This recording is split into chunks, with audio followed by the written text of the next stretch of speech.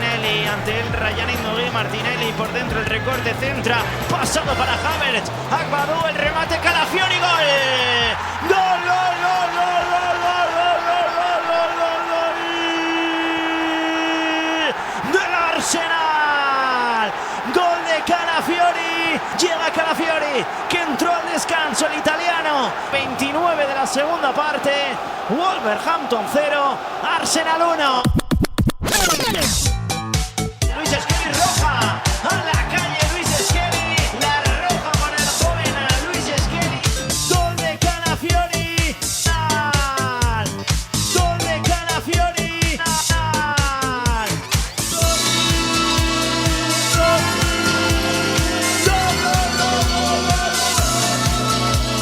gol de Calafiori, Arsenal 1, gol de Calafiori, italiano, Calafiori, gol de Calafiori. This is Arsecast Extra. Hello and welcome to another Arsecast Extra, as always, with James from Gunnerblog. James, despite the best efforts of Michael Oliver, a very goodly morning to you.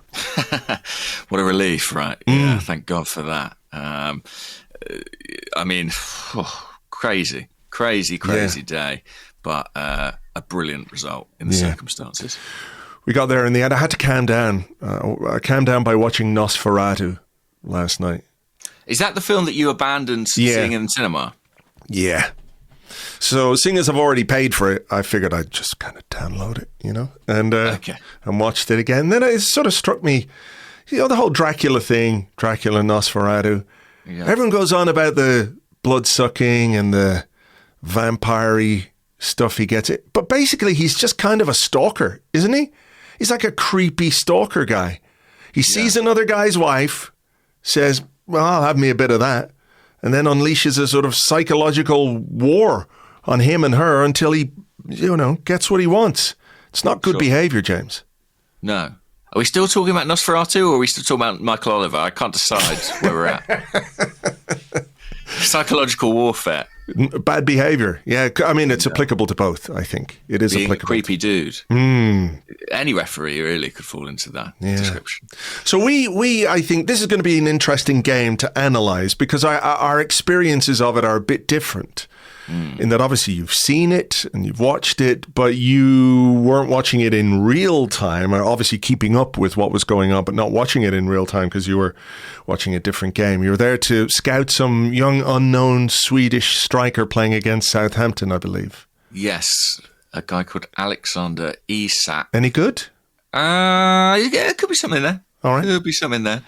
One to keep an eye on. I was at St Mary's for that game, but I had my phone running the Arsenal game, right? And so I was kind of intermittently watching. I have since caught up on it in full, but the Southampton game was pretty one-sided in Newcastle's favour, despite Southampton taking an early lead. So I was able to spend quite a lot of time watching the Arsenal game. And actually, what was really interesting was to see the sending off and to immediately be able to crowdsource the opinion of lots of people who weren't Arsenal fans. That was quite an interesting perspective. Right.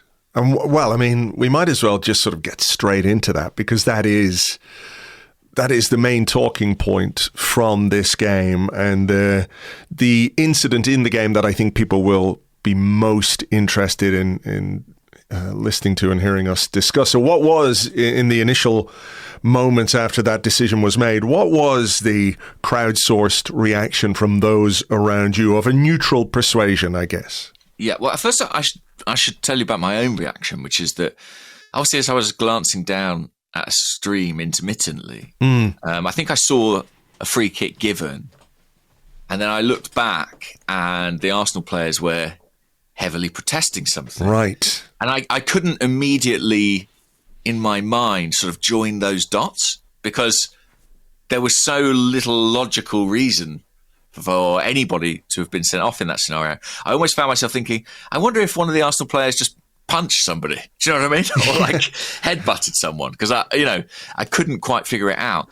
Then when I saw the replay of the foul, I was staggered, really. And that's the only thing I can say. And I showed a few people around me, some of the people I was with, some people who were strangers, and their main reaction was just sort of laughter. Like, it was a laughable decision. And in fact, I was with my friend Tom, and he was like, "Oh, that's funny. What a crazy thing." And I was like, "Yeah, it's been upheld." And he was like, "Sorry, what?" Like, he'd been laughing along thinking how mad that Oliver could give that on the field, but at least VAR exists. And obviously he would have not upheld it. But the fact that it was then upheld, and none of these people I was with support Arsenal. None of them are Arsenal fans. Most of them don't even particularly like Arsenal. But nobody could fathom quite how that decision came to pass. I don't know. How did you experience it? I was angry. Right. Really angry. Because I sort of half expected something like that from Michael Oliver. And it was sort of in the build-up to the game. We were talking about it on the preview podcast with Lewis. And I said to Lewis, we never talk about the referees, but, it's Michael Oliver at Molineux. Remember what happened when Gabriel Martinelli got 2 yellow cards in like 6 seconds, 7 seconds, whatever it was. And that was sort of in my mind. And, that could be just fearing the worst, as we do. But it wouldn't be the first time, of course, or, that Michael Oliver has had an issue in one of our games. And I'm sure we'll discuss that in a moment. But I was really angry. I was angry at the initial decision. And I was even angrier at the fact that VAR looked at it and upheld that as serious foul play.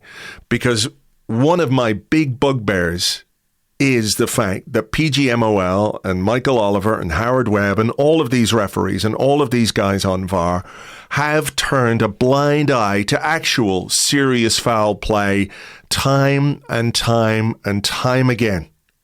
Where players have been put in danger. We've seen terrible tackles, not just on Arsenal players. I'm talking about across the Premier League. And there has been a complete abdication of their responsibility to players when it comes to acts of violent conduct, whether it's a bad tackle, whether it's raised hands, whether it's an elbow to the back of the head. We've seen countless examples of those incidents which are clear and far more clear than the Myles Lewis-Skelly tackle yesterday, ignored completely. We've had VAR look at them and tell us, they've tried to gaslight us and tell us that we are not seeing what they, we're not seeing what we're seeing, because they're saying, no, it's not that. There's not enough force. There's, sustained holding, stuff like this nonsense, these things they come out with, right? So I was furious that this was deemed serious foul play, because it wasn't. And I was furious at VAR because they upheld that. And the reason they upheld that was because they are cowards. Cowards. Afraid of the, in inverted commas, so-called best referee in England, because they did not want to make him go to the screen and overturn a decision. That, I was really, really angry. And I can't really remember the last time I was that angry. It was like we got to half time and I was, what's the fucking point of this? What is the point of asking your players to train and do tactics and work hard and give everything they've got if a referee is going to do something like that in a game? And for the first time, I think in maybe my life, maybe it's happened once or twice before, I can't remember, but I was like, I could just fucking turn this off now and go and do something else, because it was so unfair and so unjust that I had steam coming out of my ears. If I was a cartoon, I would have that steam coming out of my ears, that way. Yeah, I do completely understand that. I mean, I similarly at halftime thought, well, what is the point? And I think in itself, I could understand if that had been the first decision that had gone against us this season. I could understand people feeling that way.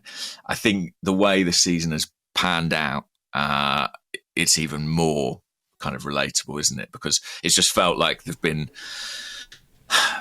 But I do think this is different, actually. I do think this is distinct. I feel like there's been calls that have gone against us, or things that we've said, well, that's the enforcement of a new rule.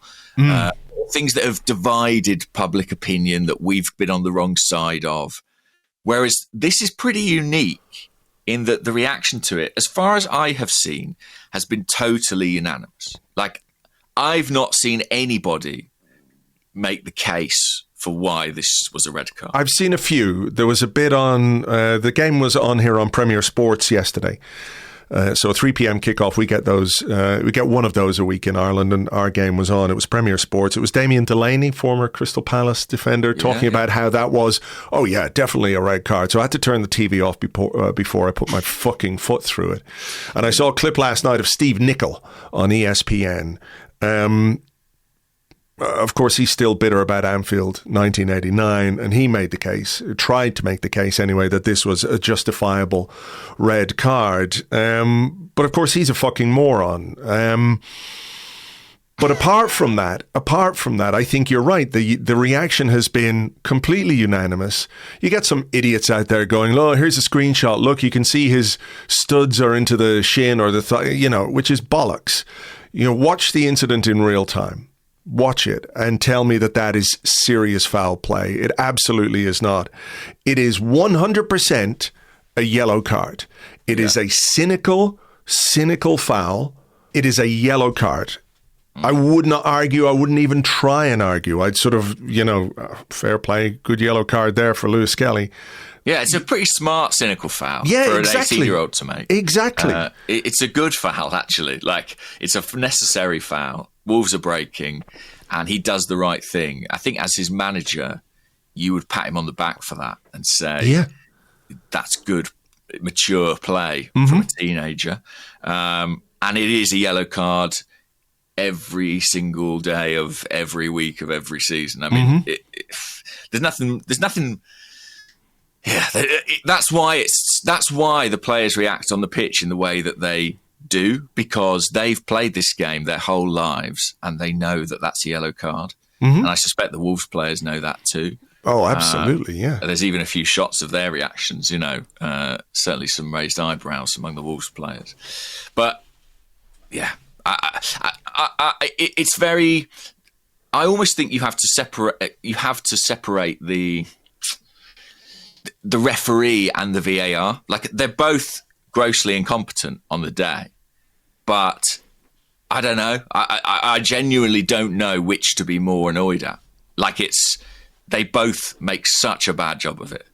I think I'm more annoyed at Michael Oliver, because I think there probably are power dynamics behind the scenes at PGMOL, and he is like the top guy, isn't he? Him and Anthony Taylor are the two main guys, and I would say, I don't want to delve down any rabbit holes, right? But, I think the VAR is probably afraid of undermining Michael Oliver publicly. That's what I think. Well, I don't know if that makes not serving its purpose. No, of course it's not. It's literally there as a sort of balance and check on referees. I mean, that is the only reason really for it to exist. Yeah, I mean, that's true. I saw a good reply. Amy put something on Blue Sky. Let me see if I can just find it here, because I thought this reply was really good. Amy Lawrence. There is her thing, and she's talking about VAR, and there's a reply from a guy called Doug Jones.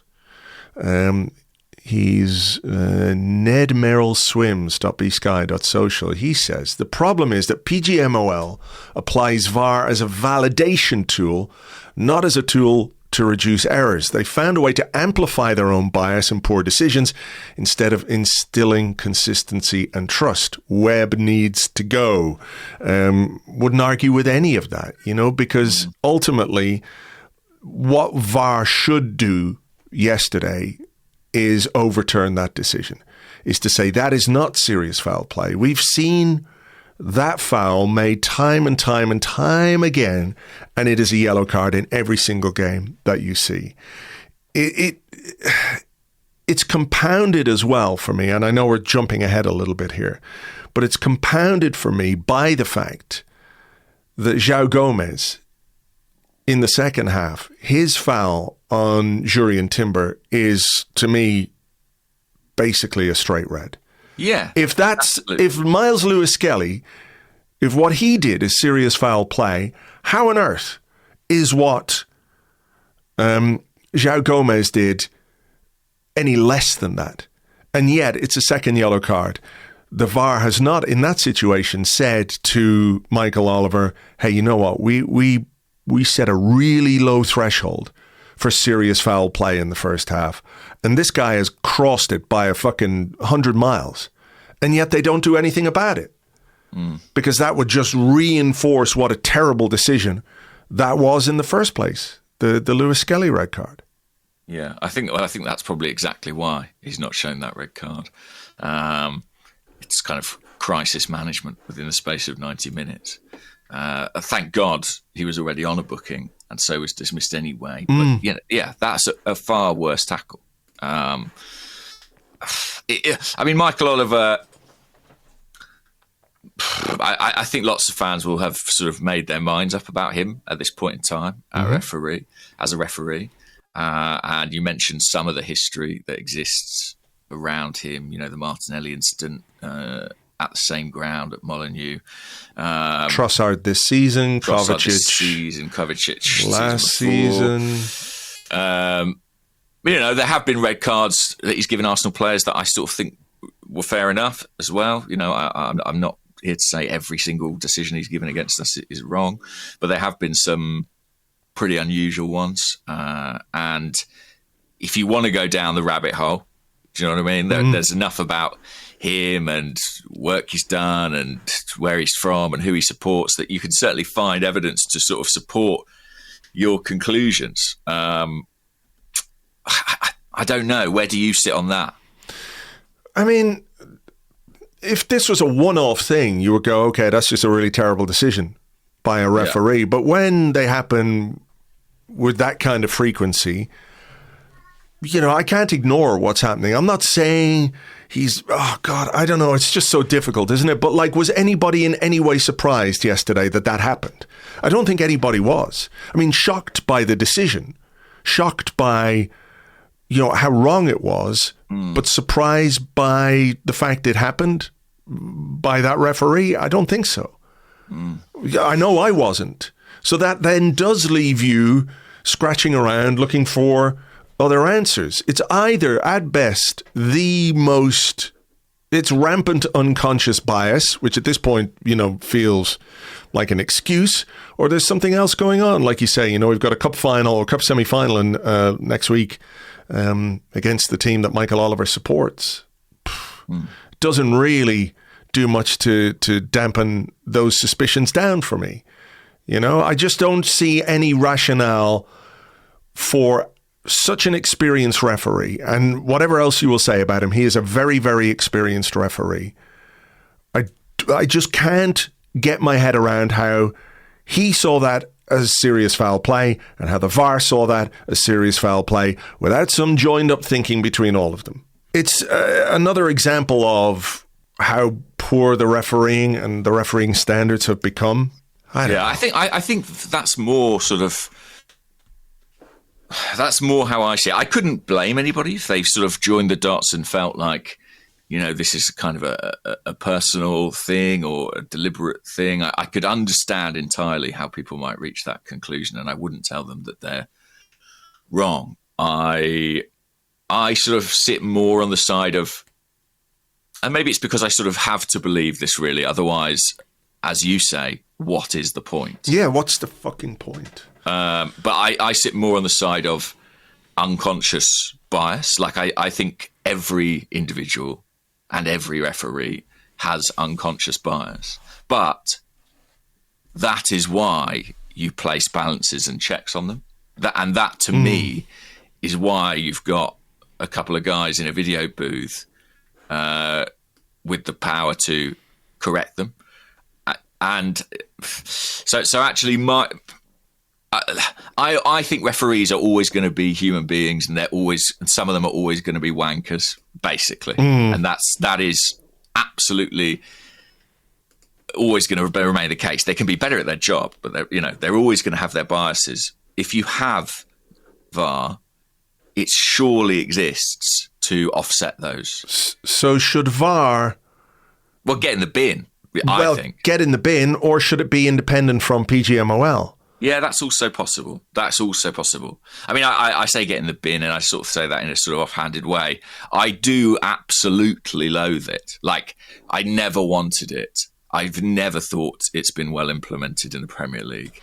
And I don't think it adds anything. Like, if it doesn't function yesterday to overturn that red card, we've said, what is the point? Well, what is the point of VAR right now? The point of VAR right now is to double down half the time. Well, yeah, to double down half the time. But I think it is part of the entertainmentification of football, if that's the right way of putting it. Not if you're paying for a ticket, it's not.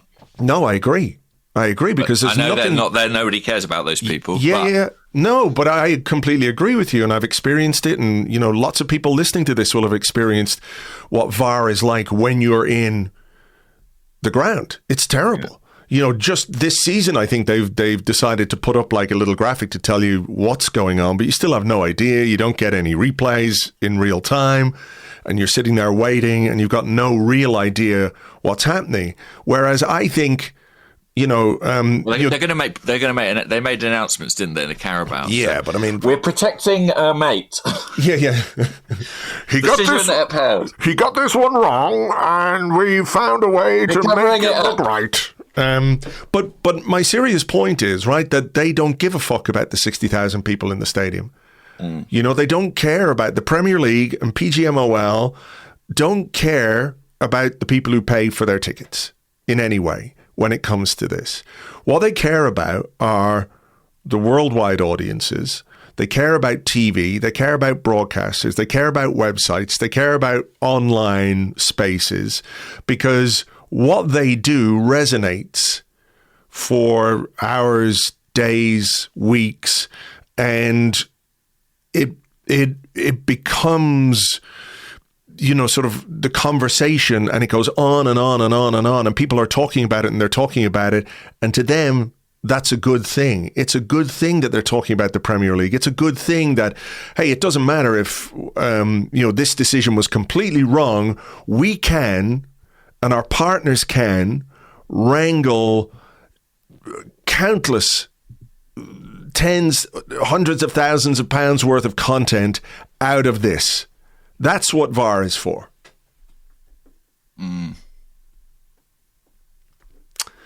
So I don't know. There's no going back on that when there's a financial interest or benefit to the Premier League. And to, I don't know. Can clubs, I mean, we all laughed at Wolves. Well, not we all, but like Wolves were... last season, was it last season or during the summer, where they said, yeah, we should get rid of VAR, and the club, which was kind of a protest statement, really. I don't think they realistically had any aspirations for that to happen. But yeah, I sort of thought fair play to them, really, for at least trying to sort of elicit some sort of change. Yesterday was one of the worst refereeing decisions I've ever seen. I mean, there's no doubt about that. And the system that is, in theory, in place to correct it just completely failed. It's funny, I was at St Mary's, and there was a penalty given in that game by video review. So the guy was brought down, Newcastle player, and referee, I think, blew for a corner. And there was a lengthy review, 3 or 4 minutes, but he was called over to the screen, and a penalty was, I think, correctly given. I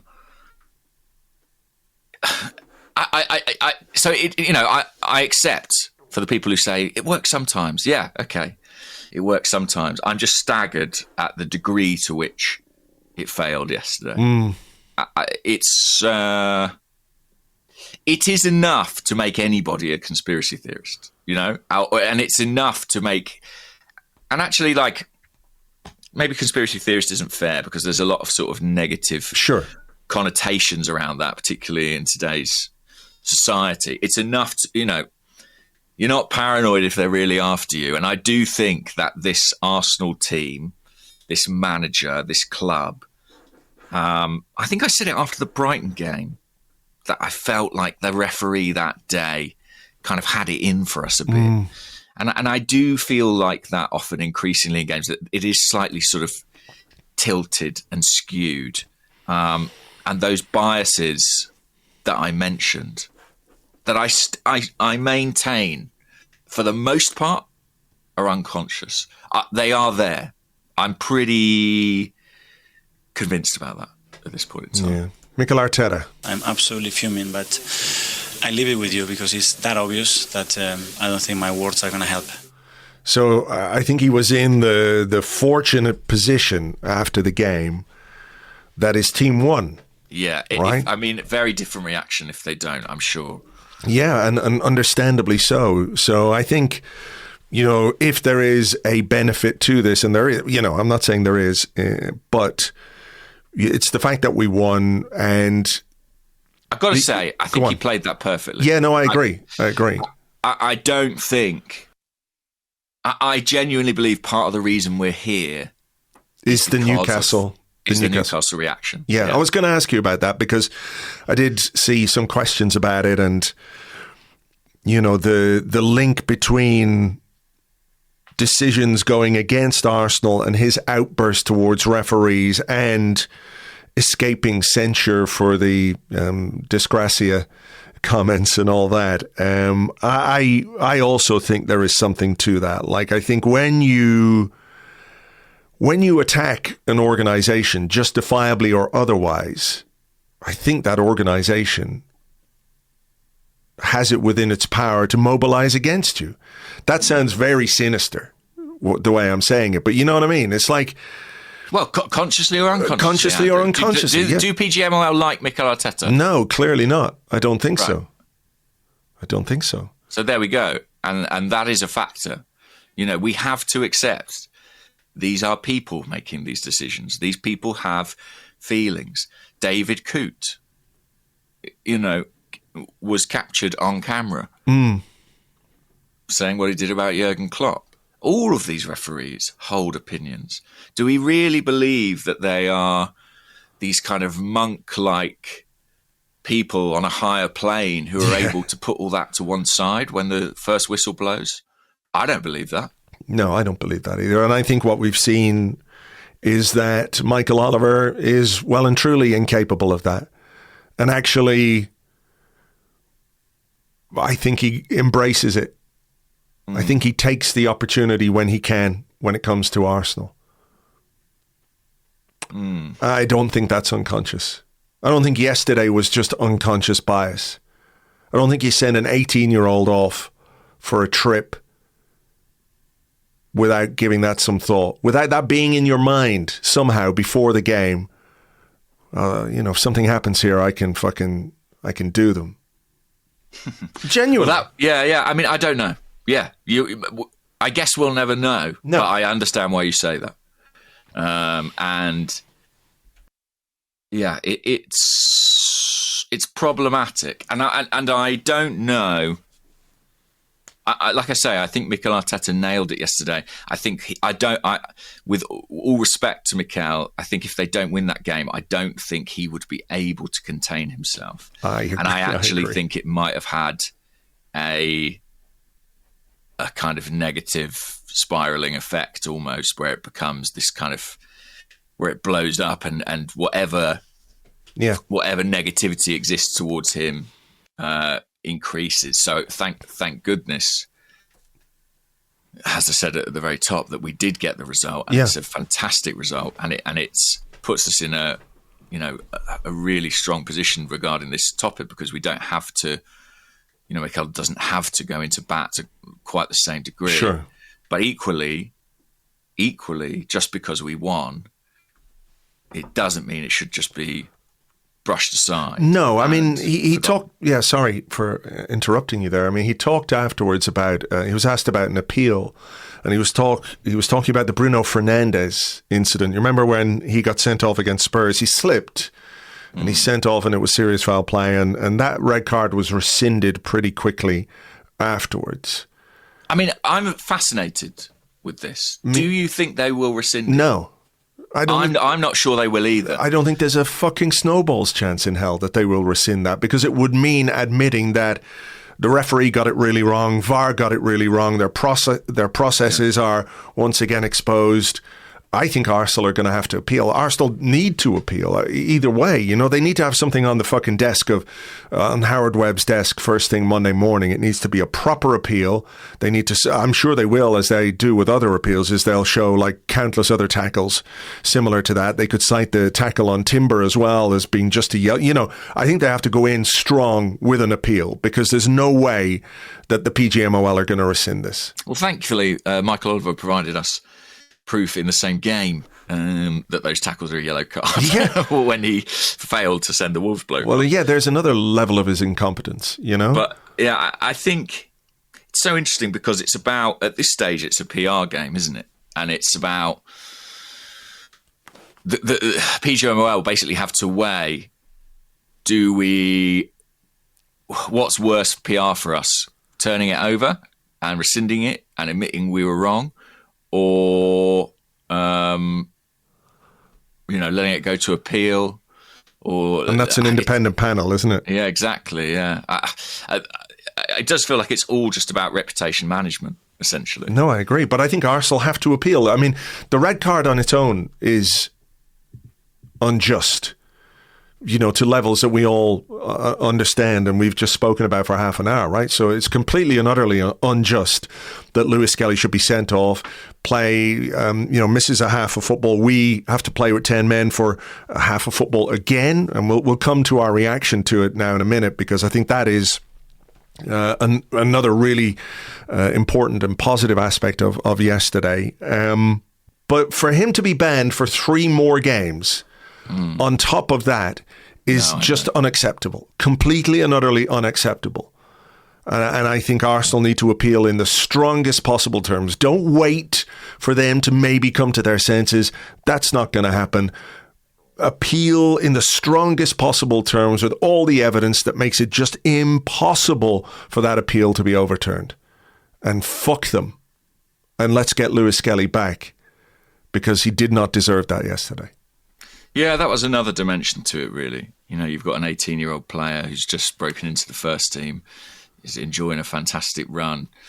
Suddenly that rug is pulled out from under him. I thought that was, I felt that was very cruel. And to miss 3 games, including a semi-final, as you mentioned, would be crueler still. But yeah, listen, I think we're all united in our anger, bafflement, sense of frustration.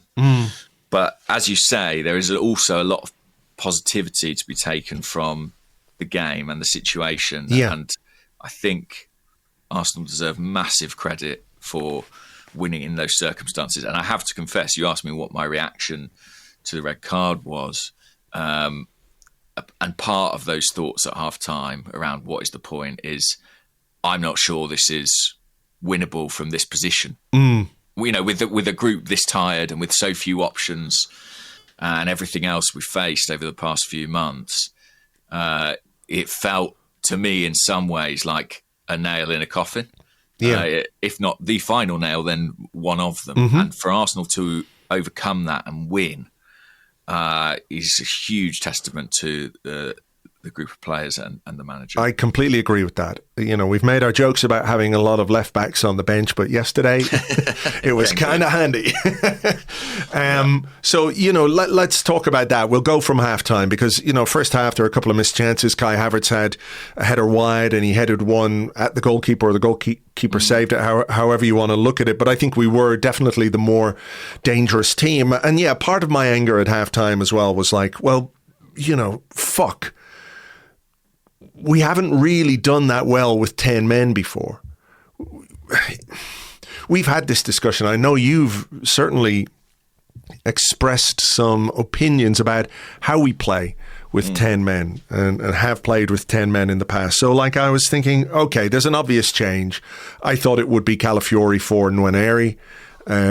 that just seemed like the obvious change to make. You know, I know he's a bright talent, but at 17, you know, you take him out of the firing line there. You rely on the experienced players that you've got. You replace the left back. To me, Calafiori, if he was fit enough, was the best option there, and that's what Mikel Arteta went with. But from the start of the second half, you could see that maybe Arsenal were fired up on injustice a little bit, you know, that they really felt that decision was something to motivate them and to put right, you know, for Lewis-Skelly, who apparently was very disappointed in the dressing room. I like Calafiori's interview afterwards. He said, yeah, he was very disappointed, but we won the game, so nothing happened. I like that. Just erase it from history. Because we won, which is, you know, to some extent true. But there was a really, really encouraging start to the second half for Arsenal. It was maybe 10 minutes more before Wolves even got a hold of the ball at all. And Arsenal had played the game basically in the Wolves half. And I think that sort of set the tone for... you know, for what we got from this Arsenal team in the second half, and ultimately the result that we were able to achieve, that we played with a bit of intent, a bit of bravery, and it was really, really good to see. Yeah, and I have to say, actually, you know, Calafiori in some ways personified that. I think, you know, when we'll get to the goal, but the position that he's adopting there is not a position that you would expect of a guy who's playing left back in a team that have got 10 men. There was a bit more adventure, and I you know, it was awful what happened to Lewis-Skelly, but I guess Mikel Arteta's probably never had an easier team talk in his life. No, probably not. You know, having that right before half time. May have been a galvanising thing, and it was reminiscent of kind of the old Arsene Wenger days of losing a player, when it sort of seemed to almost raise our level collectively in some way. So yeah, I thought that was the right change to make. I think we've got to bear in mind Nwaneri's coming back from an injury as well. Yeah, true. That was presumably a factor in that decision. True.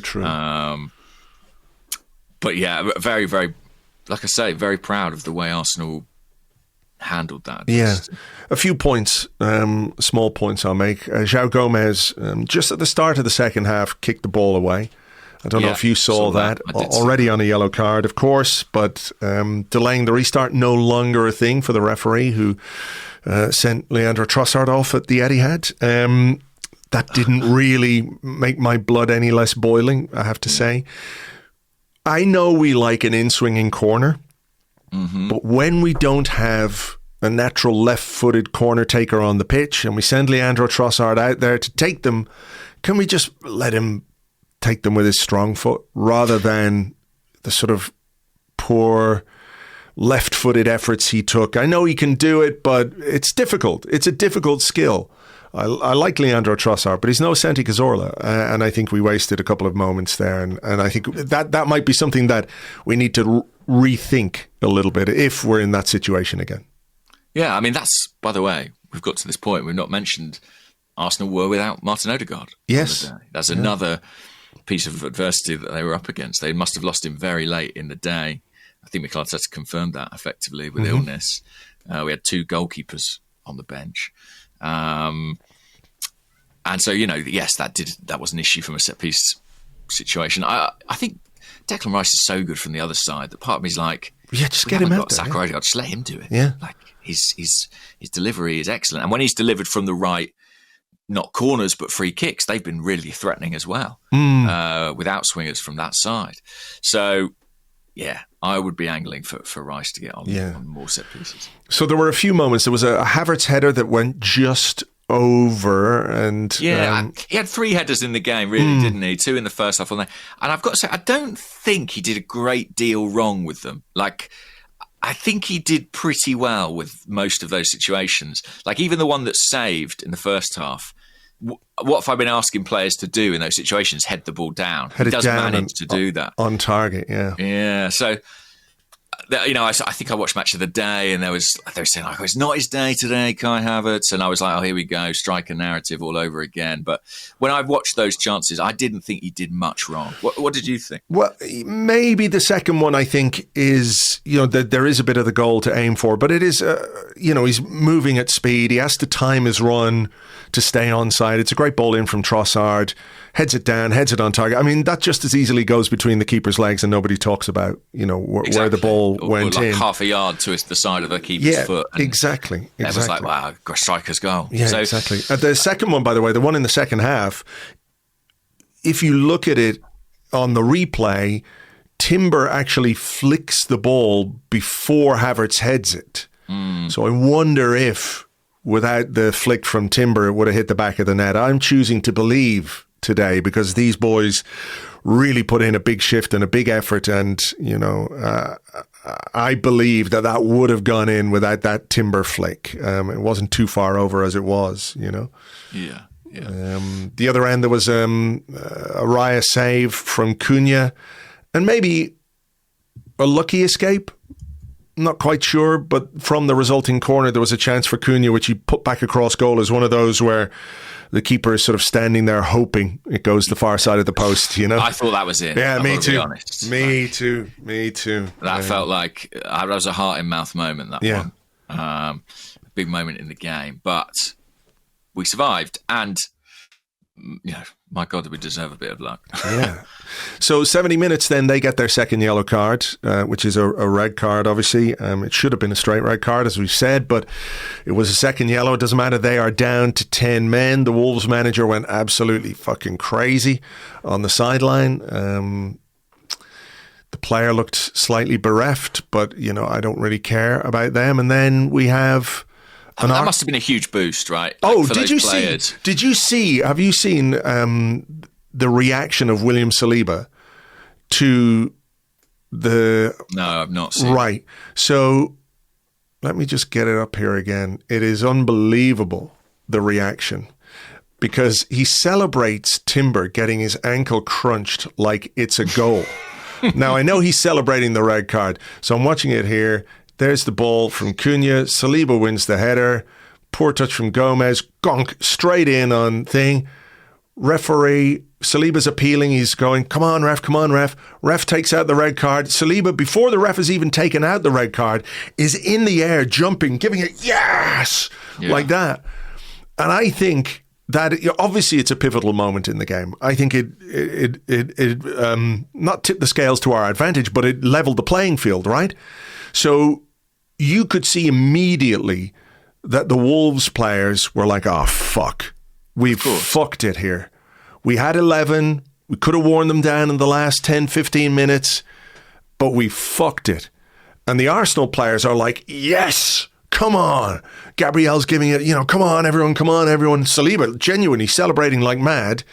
And I think from that moment on, I was confident that we could win this game because the distinct reaction between the two groups of players.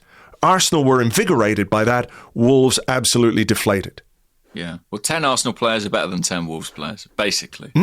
And I think everyone on that pitch knew it. As soon as it went to level numbers, we found another wind. And Saliba, I think, was a very, very motivated guy on the day. I mean, when we eventually scored the goal, he was the first one over in the celebrations as well. Great to see that stuff. I think it shows real character. So the goal comes a couple of minutes later, basically. Martinelli with a cross on his left foot. Wolves, win the header, but don't deal with it particularly well. This is a sweet finish from Riccardo Calafiori. It really is a great finish on the half volley. The more you see it, the better it gets. It's one of those. Yeah, I mean, when he scored at the Etihad, I remember saying that's the only finish he could really have pulled off from that position, and he found it, and he's done the same here. Great sort of composure and technical ability. The way we get the chance in the first place feels like the way we get a lot of our chance at the moment. That cutting back to sort of the corner of the penalty area and curling a ball to the far post is very characteristic of the way we play at this point in time, looking for Havertz usually, or it's Marino on the back post. Wolves get there first, they head it away, but there's Calafiori inside the penalty area. And a really big moment for him, actually, because, unfortunately his season has been about big moments so far. You think of him and you think of the City goal, and now we will think of this, but he's not really been able to have much continuity or much of a run. So I think I was pleased for him that he had this moment. Yeah, I think he played very well. I mean, I don't want to sort of go into too much individual analysis with players from this game yesterday, because I think it is more about what the collective did and what they produced and how hard they worked. But I think that moment, as you say, for Calafiori, who's been in and out with injury, who hasn't always been particularly convincing, but, he really stepped up. He gave us something that we really needed yesterday. Those 3 points were absolutely vital. To win that game was absolutely crucial for us and for our season. And I think, particularly in the context in which it happened, to overcome that adversity of the red card and the injustice of the red card was massive. I think there are all kinds of things we can take away from that. But I was really, like you, very, very pleased for him. And, once that goal went in, it never really felt like there was a lot of danger, a lot of response from Wolves. I know there was one save that Raya made, a really good ball over the top. Nwaneri took it on and Raya made a good save. But beyond that, they didn't really threaten. And I think one aspect we need to talk about is what was asked of those players. The starting 11 yesterday basically played the whole game again. I know Calafiori came on for Lewis-Skelly, obviously, or for Nwaneri rather, when Lewis-Skelly was sent off. So we had those little bit of fresh legs. But you're looking at the bench, right? And you're thinking, Jesus, there's nothing there.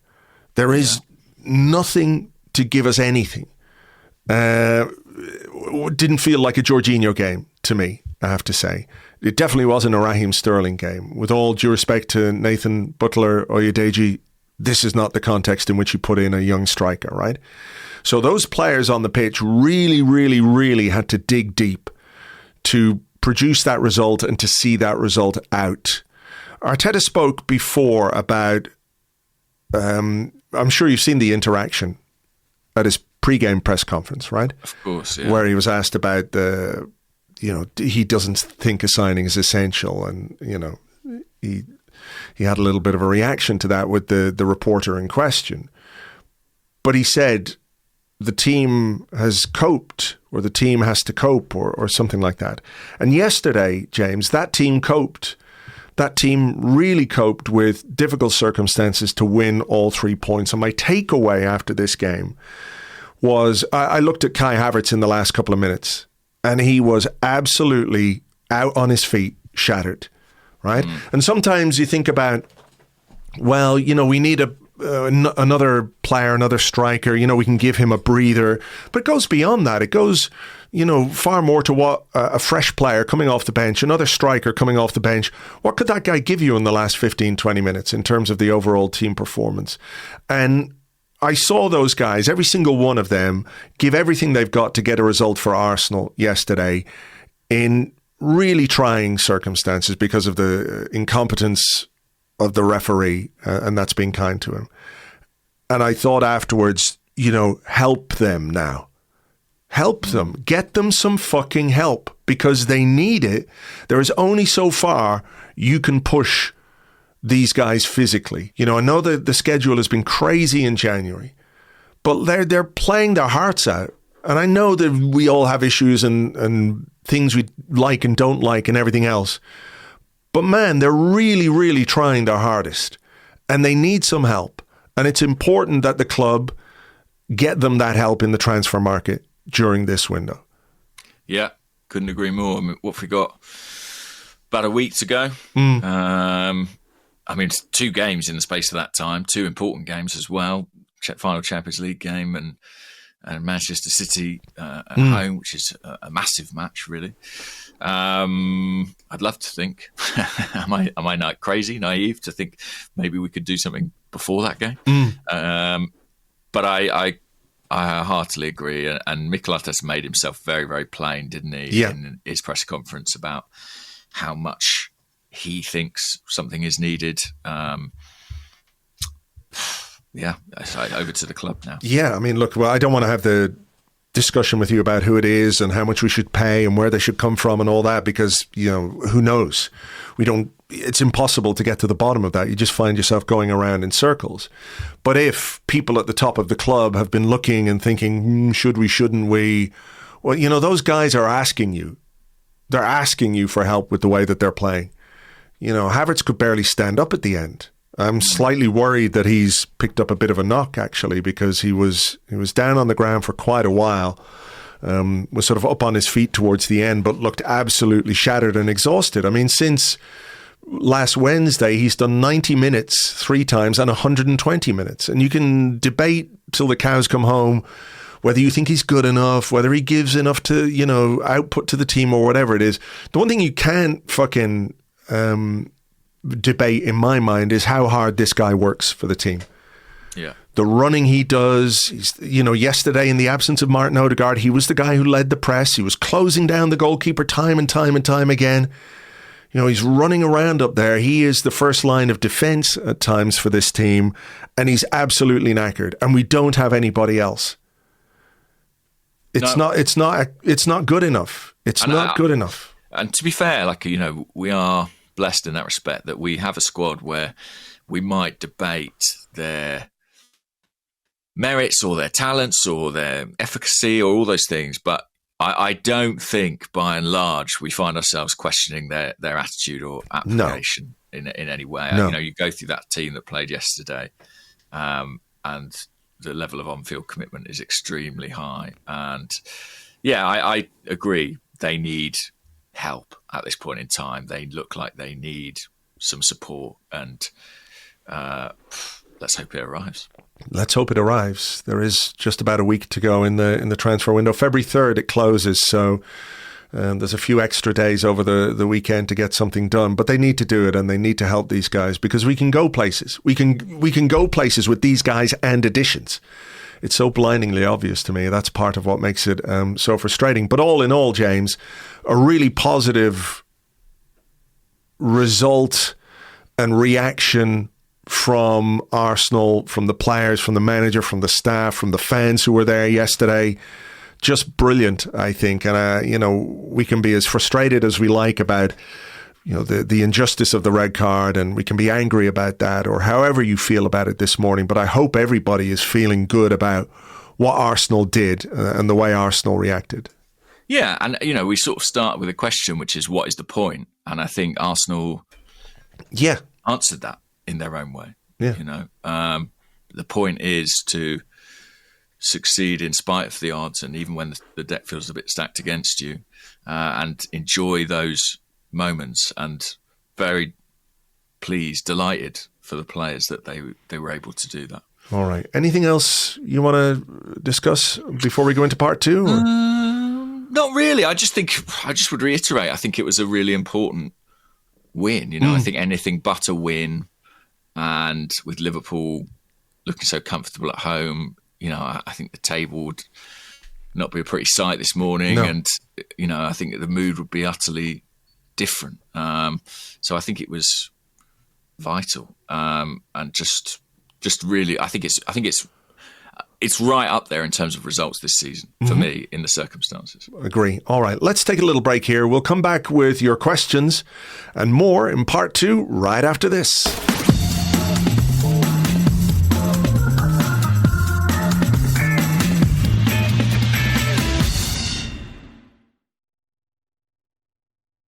Welcome back to the Arsecast Extra. This is part 2 of the show where we answer the questions that you sent to us on Blue Sky at gunnerblog.bsky.social and at arseblog.com, and also on the Arseblog Discord chat server, which you get access to if you are an Arseblog member on Patreon. Sometimes, James, we get a range of questions. There are dozens and dozens of subjects. What's our best 11? Yeah. when everyone's fit. Yeah. Some days the focus is a bit more on, one thing or one person. And we've had a lot of Michael Oliver questions. And I thank everybody for those questions and for some very creative insults towards Michael Oliver as well. I enjoyed some of those. Well done, folks. But I feel like for the most part, we have covered those in the discussion that we had in part one. And I do want to maybe get away from referees a little bit, but I did have a couple I just want to go with here. First one, I like this from Prize Fighter. He is on the Discord. He says, can you have a fuck off win, but instead of against an opponent, it's against a referee? Yes. Yes, we did that. It's the quick answer. I saw someone else describe it as a fuck you win in Michael Oliver's direction. And I think... Yes, I think that's exactly what we saw at Molyneux. Then there's a question from Suburban Gooner Chris, who's at suburbangooner.bsky.social. He said, let's forget partisan rage. No, I'm not willing to do that yet. but I'll put it to one side just for this moment. He said, let's park the incompetence of PGMOL. I'm struggling here already. He's losing you. He's losing me here. But he says, but realistically, after what we've seen from refereeing today, what are Arsenal's options? Can they make formal actions? Would that make things worse? What is the best outcome? Very difficult. Very difficult. I mean, I've spoken about the way Mikel Arteta conducted himself after the game, and I do think that will make, that will sort of stem the bleeding slightly. Do you think it would earn some grace in some ways? Does that make, I don't. It should. Should, but because I don't he know. was very measured in the circumstances. And I wasn't a fan personally of the Newcastle fallout and the club statement and things like that. I don't want to say I foresaw what would unfold, but I did feel like it wouldn't help. And I don't think anyone can sit here today and say it helped. Like, it's not like we stopped getting bad decisions, in my opinion. Yeah.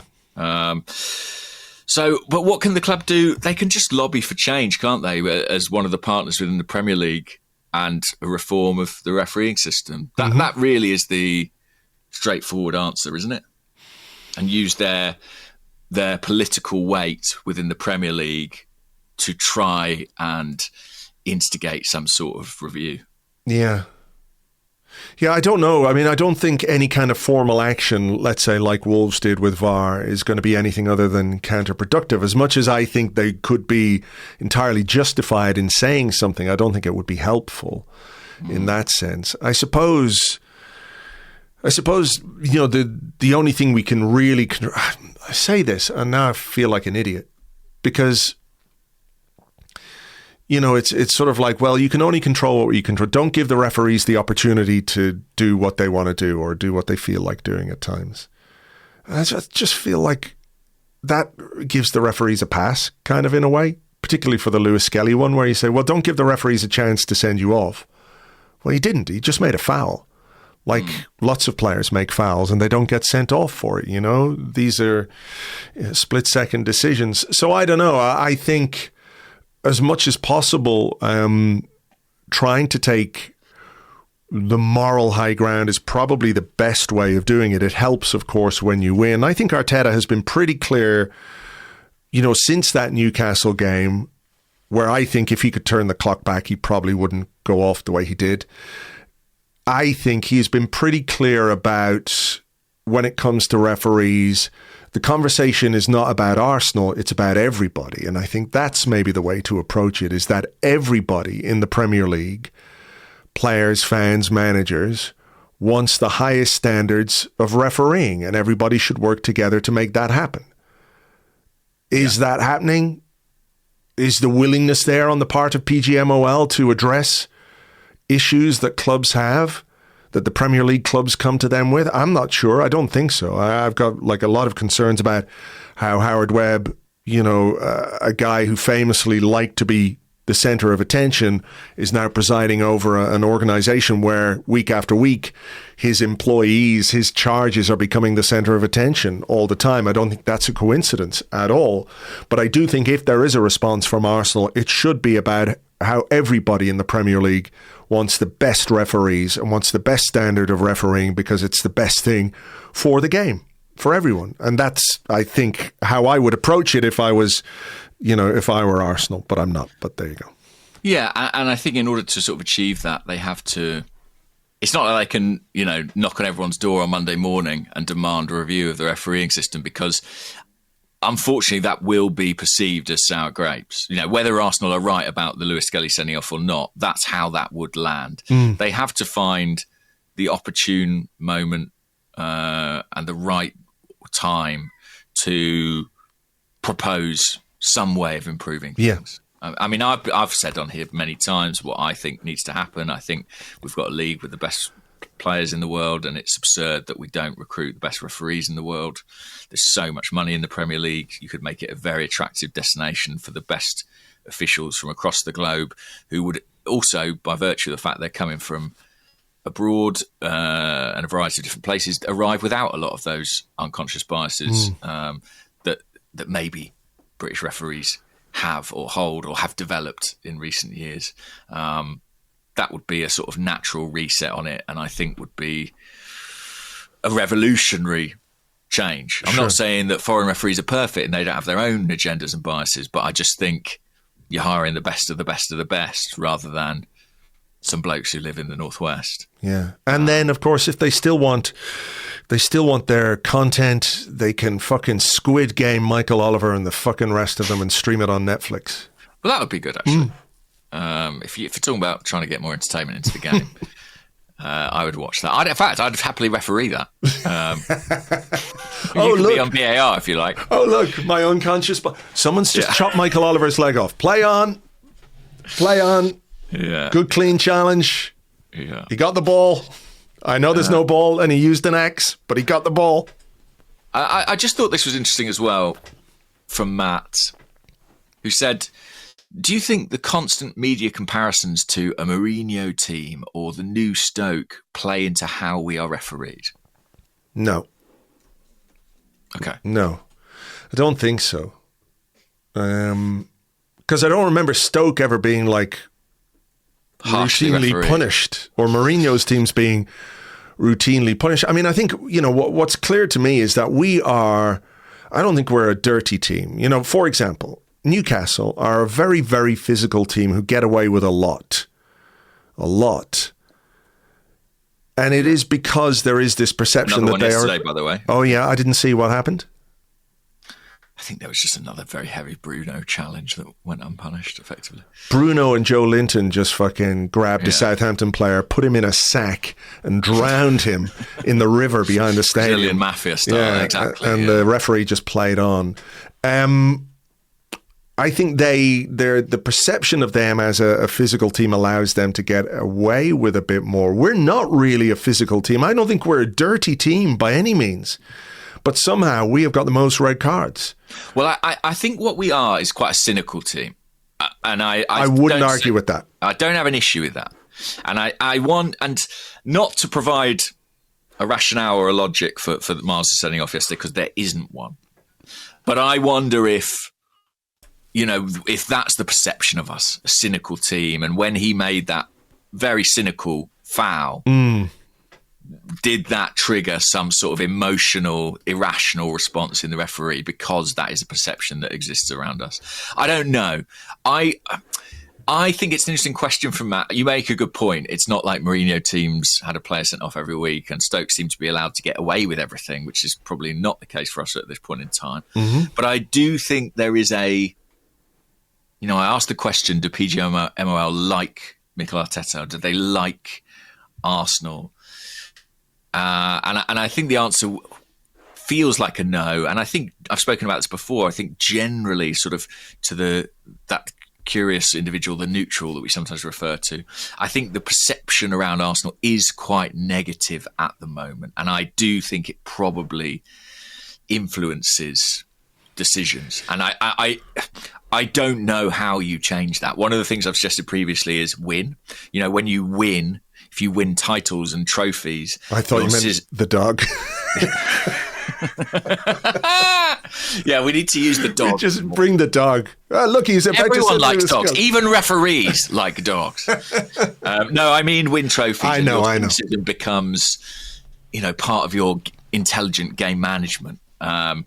Whereas at the moment, I do feel, and we're a side that exploits every possible margin and every possible advantage. And I feel like, unfortunately, that probably adds to some of the grievances that exist out there about this. Maybe so. But there's nothing in the rules about cynicism, I don't think, certainly when it comes to red cards. But yeah, no. maybe that's it. What about this question then? It comes from Ben White's Eyebrows. I'm looking forward to seeing them again. He says, good morning, gents. Does this game end our Cunha interest? To me, he looks like more of what we have in front of goal, inconsistent and erratic. What are your thoughts? Yeah, we had a few questions like that. What did you think? I mean, I thought he was okay.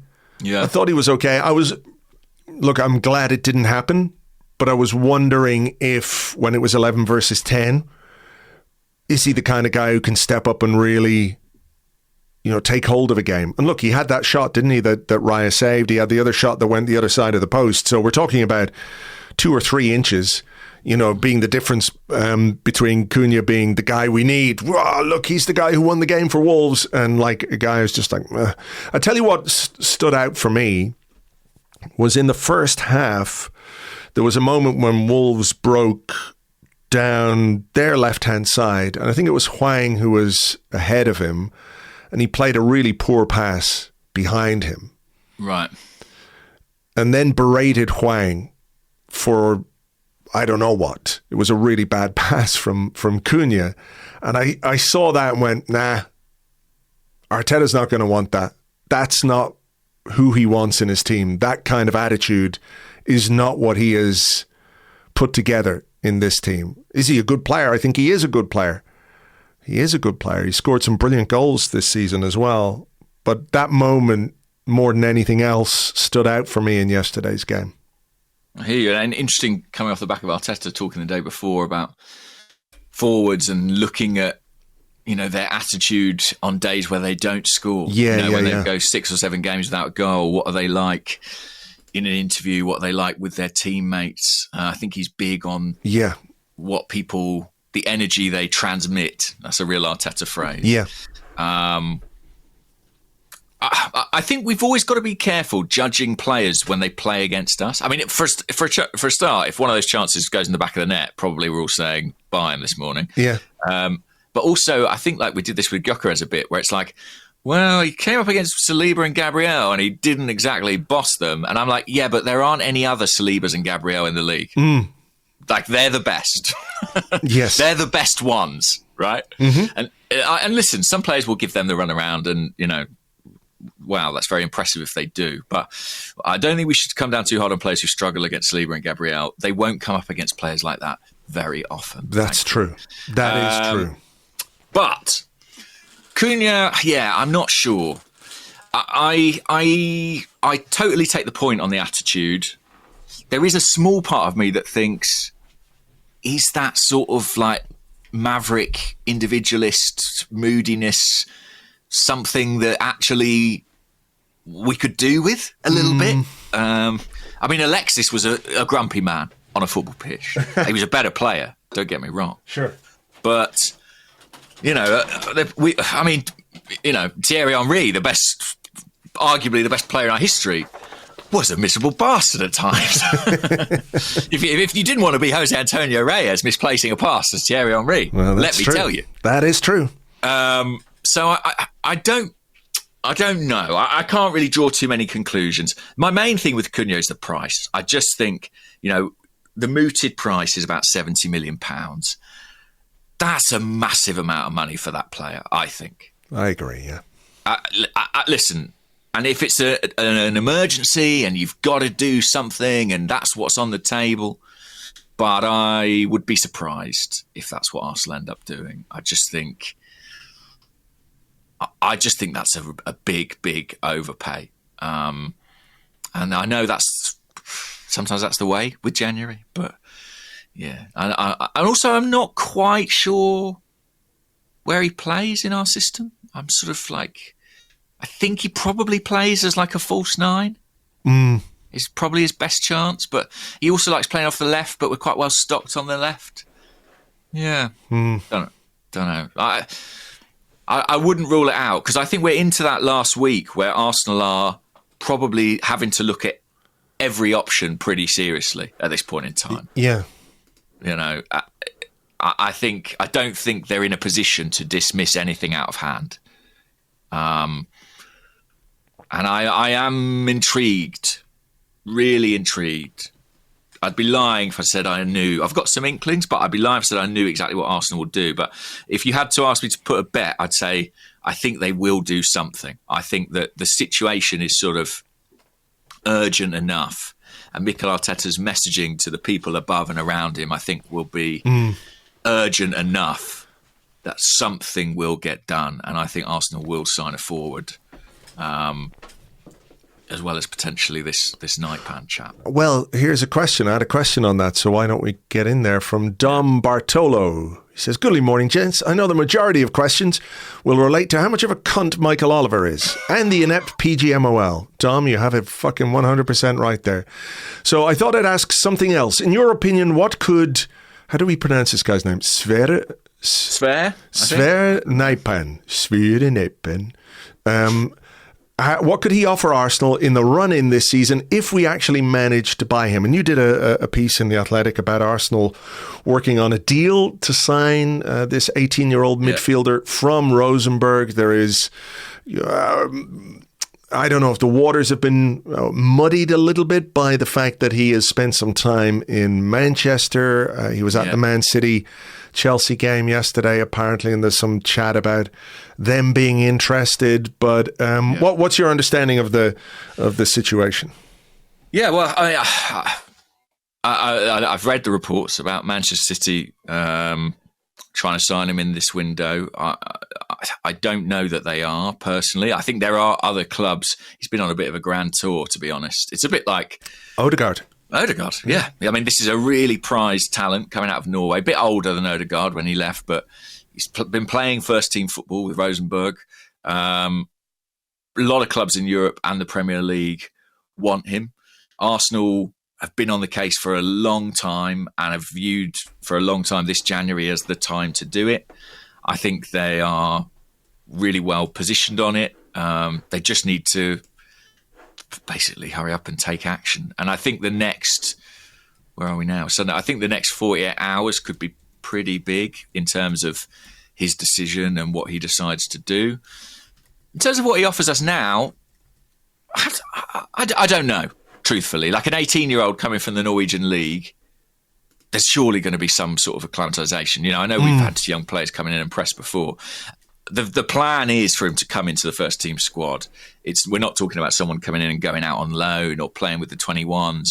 You know, he'll be training and part of the group working under Mikel Arteta. He plays in attacking midfield. He's kind of a number 8, a number 10.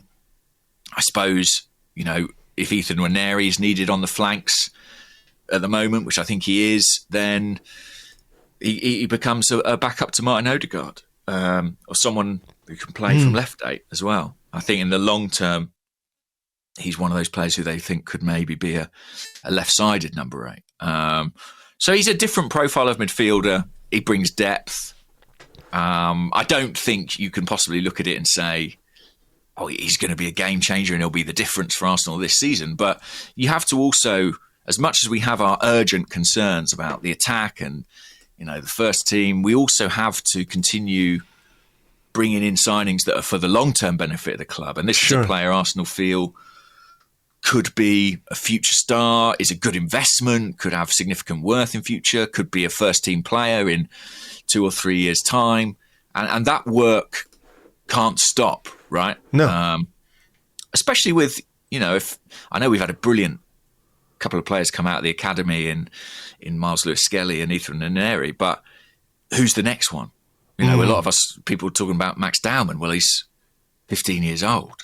Give that kid some time. So there's a bit of a gap there, a bit of a gulf. And I think players that are kind of 18 years old, we need to kind of be on that. So I think, you never know, right? Football, who knows what someone might offer him? Will someone offer him a loan, or will they offer him immediate first team football, or something that changes his mind? I know that Man United have watched him. I know Chelsea have watched him. I know, everybody's watched him. So something could happen, but Arsenal are definitely going to try for that one. Yeah, I'm looking at him. I'm just sitting here watching a compilation video on YouTube as you were talking, because I wanted just to see what he looks like. And actually, I was just trying to find out which is his stronger foot. I think he's left-footed, but works very well with his right. But man, the way he carries the ball is very, very interesting for a team like Arsenal that might just lack a little bit of that. Yeah. That sort of, that guy who can burst, touch of Wilshere, touch of Rosicki, to the way that he bursts between the lines, and a very good passing range from what I can see from the couple of minutes that I've been watching. So that Rosicki zip in his play is something that I had noticed. I mean, you don't know, did it? They're trying. So I think we can say there's a decent chance that Arsenal will end up winning that race for that player, and then it's on the forward. And I think with Martinelli and Trossard and Nwaneri, I think at this stage of the window we're probably looking more at a centre forward than a wide player. Yeah, because we spoke about Kai and the burden on Kai. I just think we need an alternative. Even if it's not someone who is going to come in above Kai, I just think we're in a place where he needs support. Yeah, for sure he does. For sure. All right. Well, I mean, there's a big week ahead, I guess. Yeah, I mean, yeah. And knowing the way the market works, will we be having this conversation in a week's time? On Monday morning after Man City, wondering if we're going to get something by the deadline. Oh, I hope not. I hope there's every chance. Oh no, I agree, but I just sort of hope not. Yeah. What other questions have we got here? Hindsight sale question. Yeah, I thought this was, kind of inevitable, really, given how stretched the squad looks. The Guide said, in hindsight, would you rather have not sold Smith Rowe, Eddie, Reece Nelson if the money wasn't going to be invested in attacking depth in the summer? Oh. I mean, I think there was a need to, to make decisions on those players, right? There's definitely a need to make decisions on those players. Would I have preferred some of that money to go to an attacking player in the summer? Yes, of course. Of course. We spoke about it all summer long. I think we were talking about, we need a winger. We need somebody, in the wide positions, because, we have Havertz and we have Jesus for the number 9, and even Trossard can play there as the number 9. But are we missing that special something in the wide areas? So yeah, I would have liked to have seen money spent there. But, we also made a decision to let Fabio Vieira go. I know. On loan. So, they obviously sat down and thought about all this and thought about what we had and what we needed. I know some of that was, to make a pathway for Ethan Nwaneri, which I understand as well. But yeah. I think they also felt that bringing Merino into midfield sort of freed Havertz up to be a full-time forward, and that was kind of strengthening that position in its own way.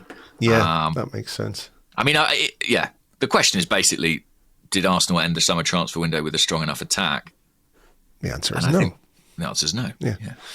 I think we all knew that, though. Yeah.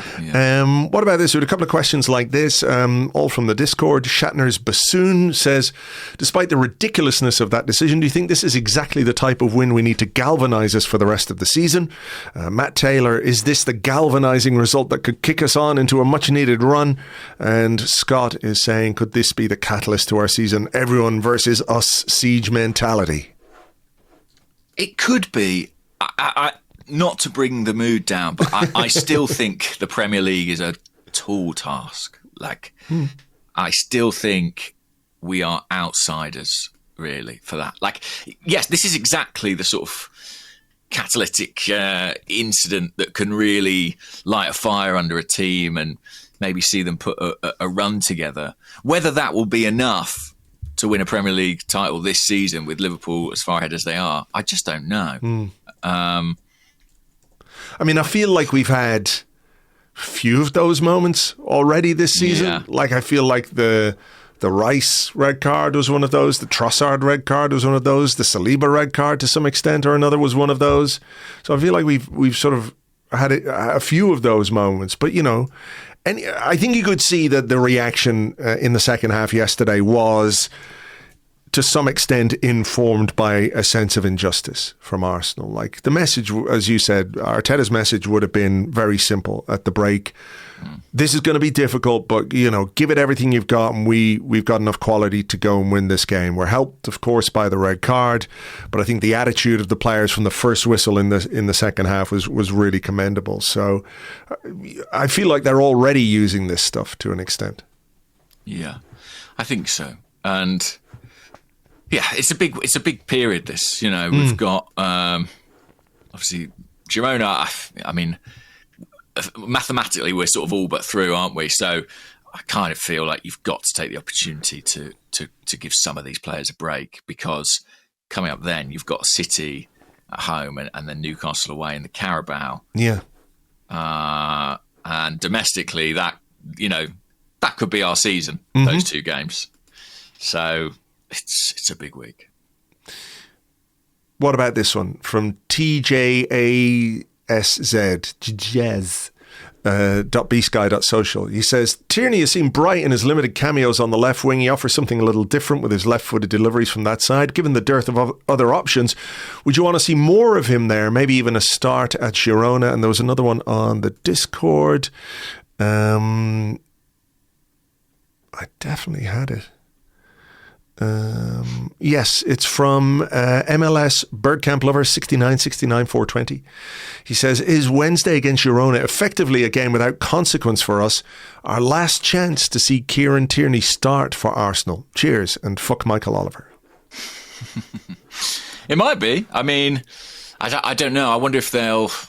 I think a lot depends on what happens with Lewis-Skelly's ban and, you know, how they decide to manage Calafiori.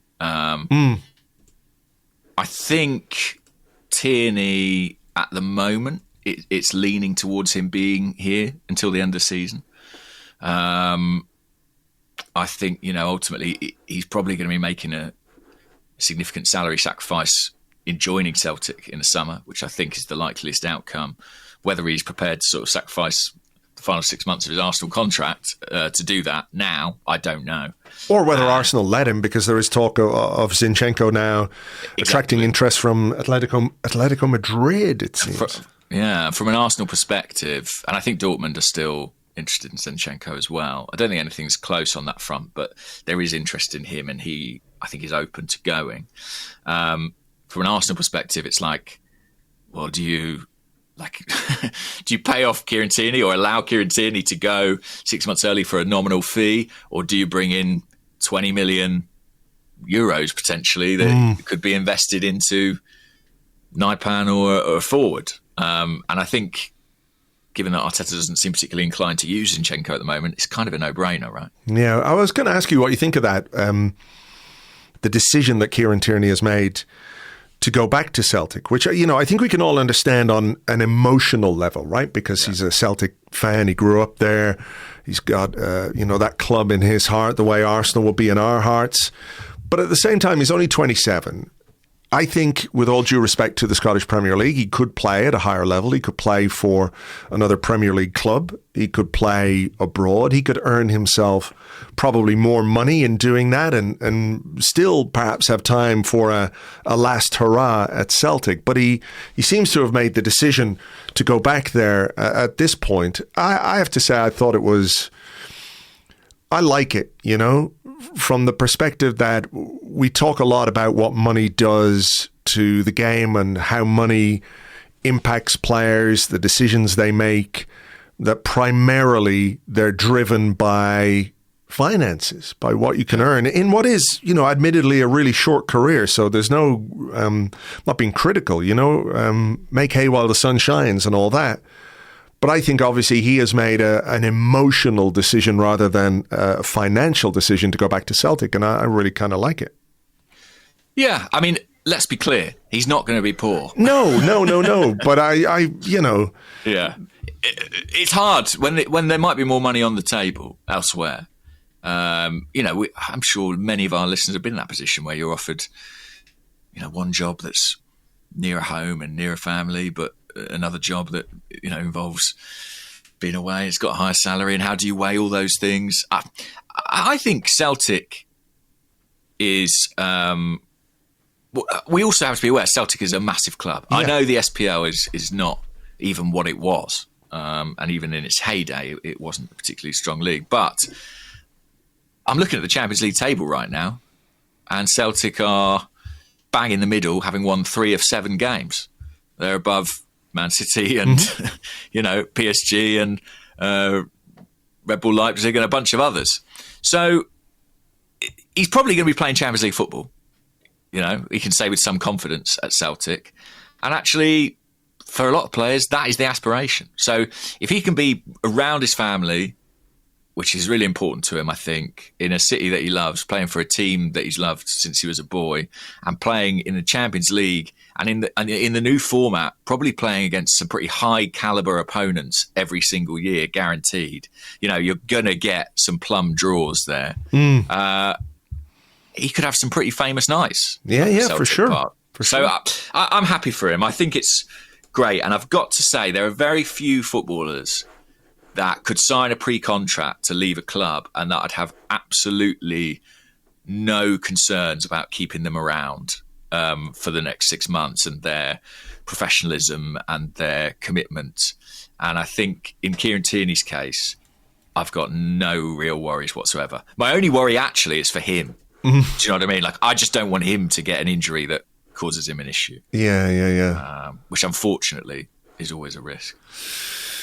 Yes, well, fingers crossed. He deserves a clean bill of health and a good run at you know, his second win, his second spell at Celtic. And I hope. And he's a great sub to have. I do think that. Like, whether you're putting him on left wing or left back, if you're trying to close out a game, he's a very able defender in that scenario. No, I agree. I think he could be useful to this team between now and May, and I wouldn't like to see him go. And he's different. He's different to Calafiori. He's different to Myles Lewis-Skelly.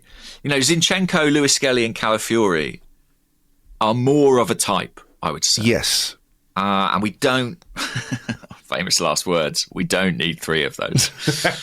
There we go. Touching all the wood. And actually, you know, one thing, if, you know, it's a big if Arsenal do get a centre forward in, I think there might be games where Tierney's delivery from the left-hand side towards that new guy, whoever he might be, could be a decent weapon. You know, there's going to be a lot of tight games. There's going to be a lot of tired legs. There might be games where we really have to dig it out in the last 15, 20 minutes. And I think that could be something we could use. So, here's one about sort of politics of the situation, I guess. It's from Skidmark on Blue Sky.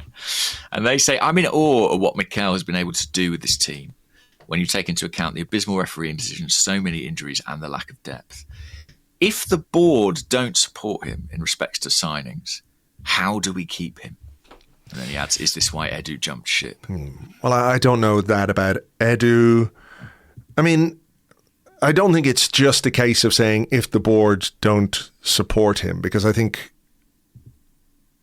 there is, you know, the suitability aspect of the players available, you know. Yeah.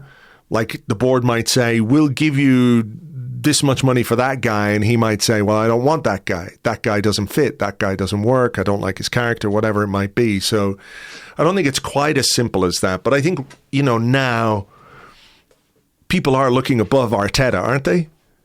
When it comes to what we need and what we need to do. His message over the last couple of weeks has been consistent.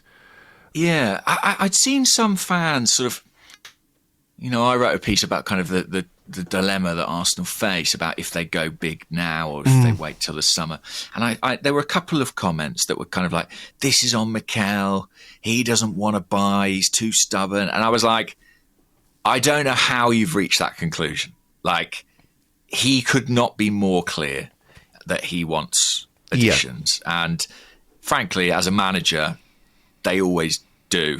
Like Arsene Wenger, maybe we've been a bit sort of misled by Arsene Wenger because he was very much the exception to the rule in that he would actually prefer we didn't spend money sometimes. Mikel is not in that camp. He wants every window to be used as an opportunity to move the squad forward. Yeah. So I would say I think he's been massively backed over the last few years at Arsenal. I don't think it's accurate to sort of suggest that he's been let down or anything like it. I think the club and the ownership have, freed up money for him to spend an awful lot on improving this team. Yeah. I don't think that relationship between manager and club is in particular jeopardy right now. I do think that there's a man I don't envy, and that's Jason Ato, because he's the interim sporting director right now, and he's effectively doing the world's most difficult job interview in real time.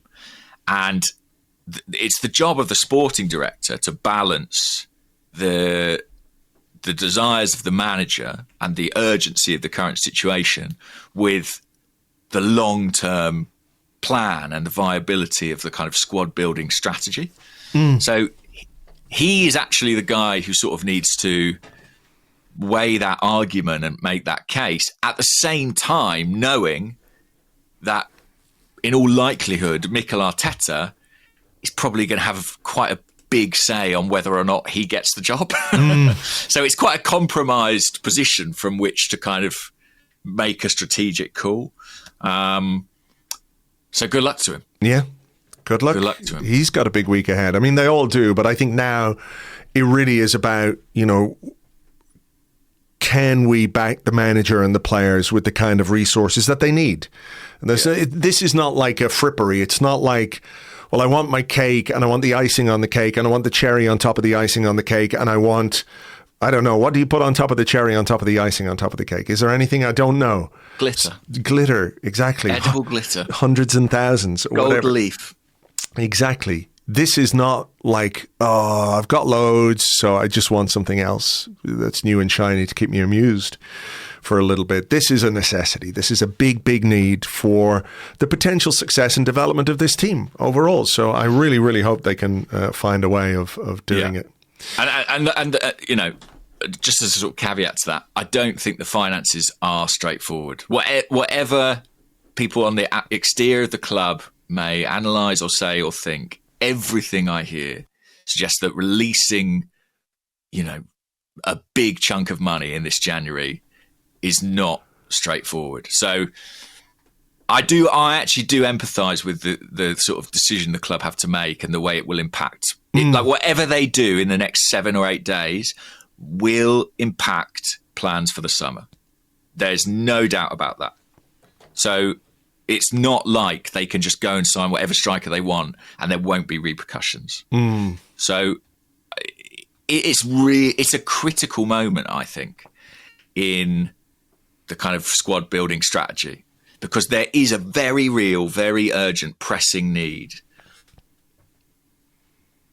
But the decision you make now, you're going to have to live with it for 4.5 years. If you bring a guy in, you've got it's. I completely get that as well. I completely get that. But these are the highly paid professionals whose job it is to sort these problems out. So totally, thankfully, not us. Not us, because we're always wrong. Yeah, exactly. I'm as a fan, I'm sort of anxious and excited, and as a journalist, I'm very curious. I think this is really interesting, and I can't wait to see how Arsenal handle it. All right, let's do a couple of quick ones to get us out of here. Okay. Eggheaded Perkins on the Discord. He says, "Hola, mis amigos. After both of Calafiori's goals this season, he has passionately, instinctually run to the sideline to hug the coaches. What do you think is going through his mind in these moments? The more over-the-top theory, the better. I don't know, but I love it. He was pointing to the badge as well, wasn't he? Yeah. In fact, it's not a badge. It's just a cannon. Beautiful. Love it. Keep it forever. Yeah. And I also had some nice words to say about Myles Lewis-Skelly after the game. He was very gracious about this upstart 18-year-old who's come in and effectively taken his spot in the team for the time being. But yeah, I don't know. But he's a great character, Calafiori. I do really like him. I desperately hope he can stay fit. I've not heard any fan really. There was a little bit of sort of questioning the defensive aspect of his game last time he had a run in the side. I remember us getting a few questions about that. But his quality on the ball is so evident, isn't it? I mean, and Mikel Arteta, I think, nailed it when he spoke about him having a kind of special charisma on the pitch. And that's, I think, what plays into your ability to contribute in these big moments. He's got charisma. Yeah, exactly. It's worth remembering as well that apart from Lewis-Skelly and Nwaneri, he's the youngest guy in the team. Yeah. So, there's still plenty for him to do and develop. I just wonder, does he run over? Do they have like a little table of those amaretti biscuits? Have a scoff of one of those? Yeah. He goes over to the sidelines. Some players go for like the sort of, energy bars or whatever. Jaffa cakes. He's on the amaretti. He's on the amarettis. He just slurps up one long line of spaghetti.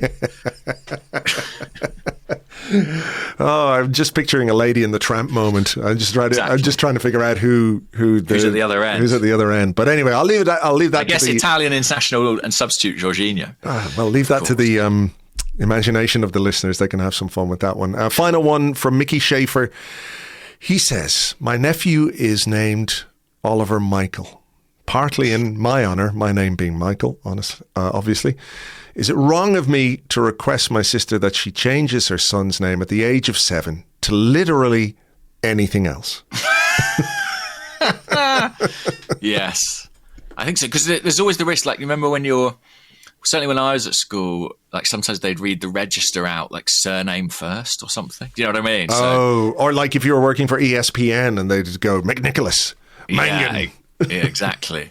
So I think there's a real risk there. I think, it's time for an ultimatum. Either the child is renamed or it's cut loose from the family. I think that is the only option. The only two options. Sent out to the woods to live and be raised by wolves. Yeah, I mean, that's just the world we live in now. It's unfortunate for the kid. It's not really his fault, but... It's not his fault, but, it's got to happen, I'm afraid. Yeah, just change his name. We'll give them till the end of the transfer deadline. You know what I mean? Yeah. Call him like Riccardo Calafiori. No, hang on. That's got a ring to it. That might work. All right, listen, we better go and get this out. To you guys, thank you for being here and thank you for listening. As always, it's really appreciated. Hopefully we've provided some measure of something today. It's been an interesting game to talk about. So thank you very much indeed, as always, for being with us. We'll have an episode of The 30 for you over on Patreon tomorrow. We'll look back at all the weekend's Premier League action. You can join us for that. Patreon.com/Arseblog. And of course, there's Champions League action this week as well. So it's all happening. For now, though, enjoy your Sunday and we will catch you on the next one. Bye-bye.